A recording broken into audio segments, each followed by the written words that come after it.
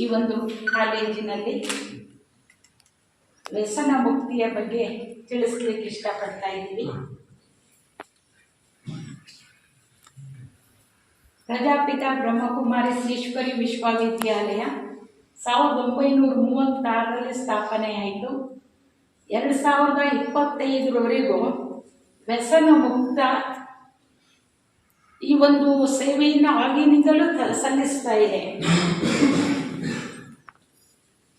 ಹಾಗೆಯೇ ಈ ಒಂದು ವರ್ಷದಲ್ಲಿ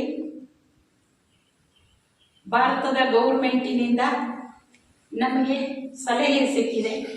ಪ್ರತಿ ಒಂದು ಸ್ಥಾನದಲ್ಲಿ ವ್ಯಸನ ಮುಕ್ತತೆಯ ಒಂದು ಕಾರ್ಯವನ್ನು ನಡೆಸಲಿಕ್ಕೋಸ್ಕರ. ಹಾಗೆ ಇವತ್ತು ಈ ಒಂದು ಸಂಸ್ಥೆ 140 ದೇಶದಲ್ಲಿ, ದೇಶ ವಿದೇಶದಲ್ಲಿ ಲಕ್ಷಾಂತರ ಜನರು ವ್ಯಸನ ಮುಕ್ತರಾಗ್ತಾ ಇದ್ದಾರೆ, ಹಾಗೂ ಒತ್ತಡ ಮುಕ್ತರು ಆಗ್ತಾ ಇದ್ದಾರೆ. ಹಾಗೆ ಇವತ್ತು ನಾವು ನಿಮ್ಗೆ ಏನು ತಿಳಿಸ್ತಾ ಇದ್ದೀವಿ ಅಂತಂದರೆ, ಮಾದಕ ವಸ್ತುಗಳು ಮಾರಕ ಅಸ್ತ್ರಗಳಿದ್ದ ಹಾಗೆ. ಯಾರು ಮಾದಕ ವಸ್ತುವನ್ನು ಸೇವನೆ ಮಾಡ್ತಾರೆ ಅದು ಮಾರಕ ವಸ್ತುವಿನ ರೀತಿ ಪರಿಣಾಮ ಬೀರುತ್ತೆ.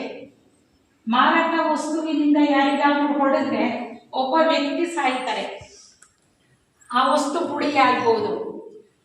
ಆದರೆ ಮಾದಕ ಸೇವನೆಯಿಂದ ಯಾವುದು ತಂಬಾಕು, ಬೀಡಿ, ಸಿಗರೇಟು ಅಥವಾ ಯಾವುದೆಲ್ಲ ವಸ್ತುಗಳಿದೆ ಅದನ್ನು ಯಾರು ಸೇವನೆ ಮಾಡ್ತಾರೆ ಆ ವ್ಯಕ್ತಿ ಮಾತ್ರ ಅಲ್ಲ, ಅವರ ಒಂದು ಪರಿವಾರ, ಅವರ ಒಂದು ಸಂಬಂಧಿಗಳು, ಹಾಗೂ ಅವರಿಂದ ಸಮಾಜಕ್ಕೆ ಬಹಳ ಹಾನಿ.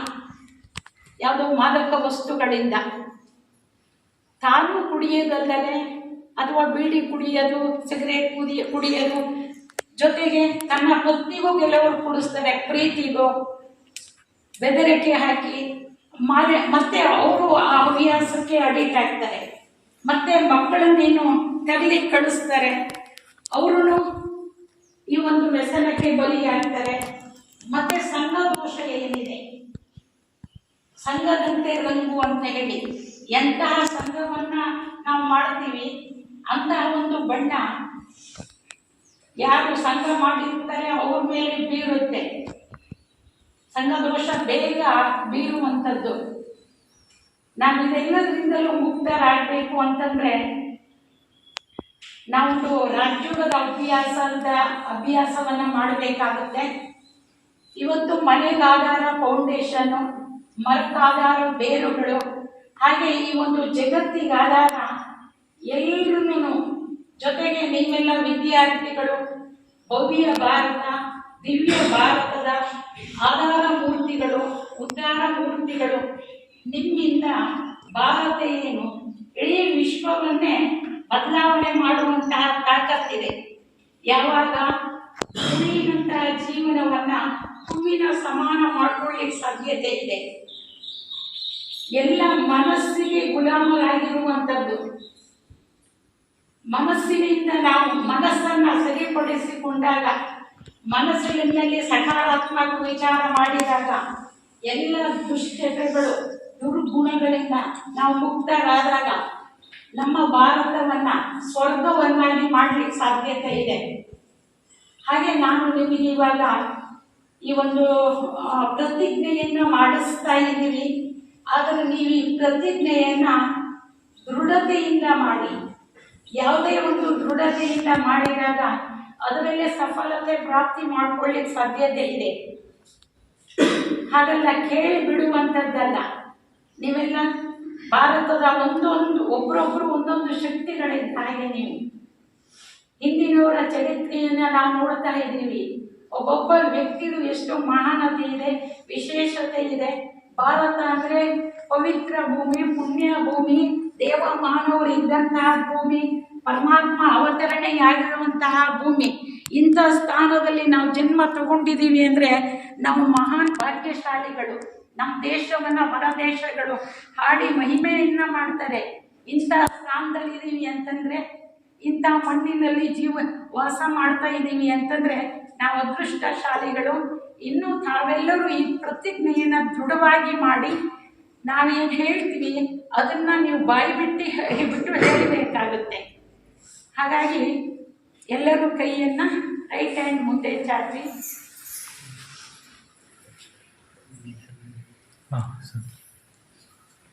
ಸರ್ವಶಕ್ತಿವಂತ ಪರಂಪಿತ ಪರಮಾತ್ಮನ ಅತಿ ಪ್ರಿಯ ಸಂತಾನರಾದಂತಹ ನಾವು ಈ ಒಂದು ದೃಢ ಪ್ರತಿಜ್ಞೆಯನ್ನ ಮಾಡುತ್ತಿದ್ದೇವೆ. ನಾವು ಎಲ್ಲದರಲ್ಲೂ ವಿಜಯಿಗಳಾಗುತ್ತಿದ್ದೇವೆ.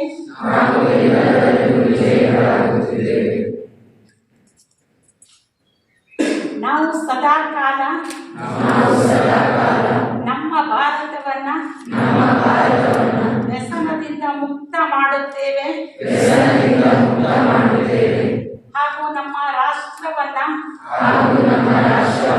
ವ್ಯಸನದಿಂದ ಮುಕ್ತ ಮಾಡುತ್ತೇವೆ. ನಾವು ಯಾರದ್ದೇ ಮಾತನ್ನ ಕೇಳುವುದಿಲ್ಲ. ಯಾವುದೇ ಸಂಘ ದೋಷದಲ್ಲಿ ಸಿಕ್ಕಿ ಹಾಕಿಕೊಳ್ಳುವುದಿಲ್ಲ. ಯಾವುದೇ ಒತ್ತಡಕ್ಕಾಗಲಿ ಅಥವಾ ಯಾವ ಹೇಳಿದ ರೀತಿಯಲ್ಲಿ ನಾವು ವ್ಯಸನಕ್ಕೆ ಅಧೀನ ಆಗಲ್ಲ. ನಾನು ನನ್ನ ಒಂದು ಊರನ್ನ ಅಥವಾ ನನ್ನ ತಾಲೂಕನ್ನ ನನ್ನ ನೆರೆಹೊರೆಯನ್ನ ನನ್ನ ಮನೆಯನ್ನ ನನ್ನ ಪರಿವಾರದವರನ್ನ